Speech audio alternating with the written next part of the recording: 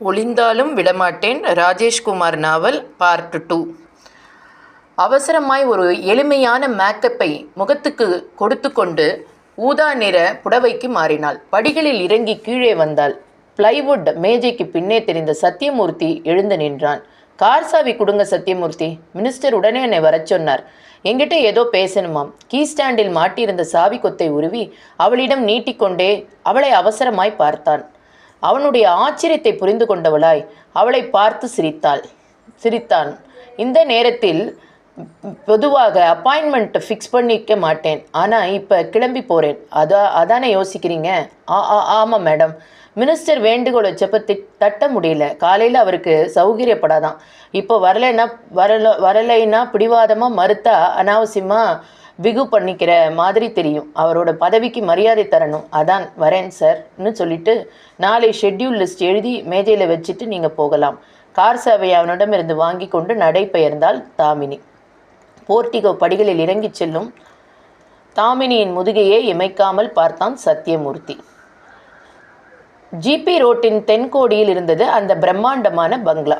வாயில் கதவருகே காரை பிரேக் அடித்து நிறுத்தினாள் தாமினி. ஹாரன் இசைத்தாள். இரும்பு கதவின் பின் ஜன்னல் வழியே எட்டி பார்த்த செக்யூரிட்டி கிராதி கேட்டை விரித்தார். தாமினி ஆக்சிலேட்டரை மிதித்து கார் போகும் மட்டில் வழுக்கிச் சென்று போர்ட்டிகோவில் போய் ஓய்ந்தது. உள்ளே இருந்து ஒருவன் ஓடி வந்து காரின் கதவை திறந்து விட்டான். வாங்கம்மா, ஐயா உள்ளே இருக்காரு. மங்கலான வெளிச்சத்துடன் இருந்த போர்ட்டிகோவை கடந்து விஸ்தாரமான ஹாலுக்குள் பிரவேசித்தாள். திருச்சற்றம்பலம் எதிர்பட்டார். கதர் வேஷ்டிக்கு மேலே வெற்றுடம்பாய் இருந்தார். கையில் வைத்திருந்த ஜிப்பா மாதிரியான சட்டை உடம்புக்கு கொடுத்து கொண்டே சொன்னார். வெயில் காலம், ஒரே புழக்கம். ஏதோ முக்கியமான விஷயம் பேசணும்னு சொன்னீங்களே சார். அவர் தலையாட்டினார். ஆமாம், முக்கியமான விஷயந்தான்.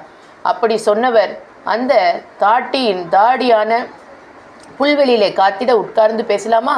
சொன்னவர் அந்த தாட்டியான ஆசாமியிடம் திரும்பினார். தர்மா, ஐயா ஃப்ரிட்ஜில் இருந்து கூலாக எதனாச்சும் கொண்டு வா. நாங்கள் 2 பேரும் வெளியில் உட்காந்து பேசிக்கிட்டு இருக்கோம். சரிங்க ஐயா.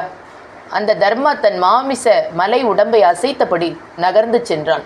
வாமா, நாம அங்கே போய் உட்காரலாம். போர்ட்டிகோவுக்கு அப்பால் பரந்த லான் தெரிந்தது. லானின் மையத்தில் ஒரு வண்ண குடையும் குடைக்கு கீழே கண்ணை உறுத்தாத மெர்க்குரி வெளிச்சமும் இருந்தது. 3 சாய்வு நாற்காலிகளும் கண்ணாடி பதித்த டீப்பாயும் மெர்க்குரியின் இளநீல வெளிச்சத்தில் குளித்து கொண்டிருந்தன. உட்காரம்மா, அந்த நாற்காலிகளை காட்டினார் திருச்சிற்றம்பலம். இருக்கையை நிறைத்து கொண்டே அவள் கேட்டாள். என்கிட்ட எதை பற்றி பேசணும் சார்? சாய்வு நாற்காலியில் சரிந்த சிற்றம்பலம் பாக்கெட்டில் இருந்த சிகரெட் பாக்கெட்டை எடுத்தார். நான் சிகரெட் பிடிக்கிறதில்லை. உனக்கு ஆட்சேபனை எதுவும் இல்லையே? அவள் பதிலை எதிர்பார்க்காமல் லைட்டரில் சிகரெட் முனைக்கு உருட்டினார். அடர் நீளத்தில் புகை நெளிந்து கொண்டே மேலேற திருச்சிற்றம்பலம் தொடர்ந்தார். நான் எதை பற்றி பேச போகிறேன்? உனக்கு ஏதாவது யூகம் இருக்கா?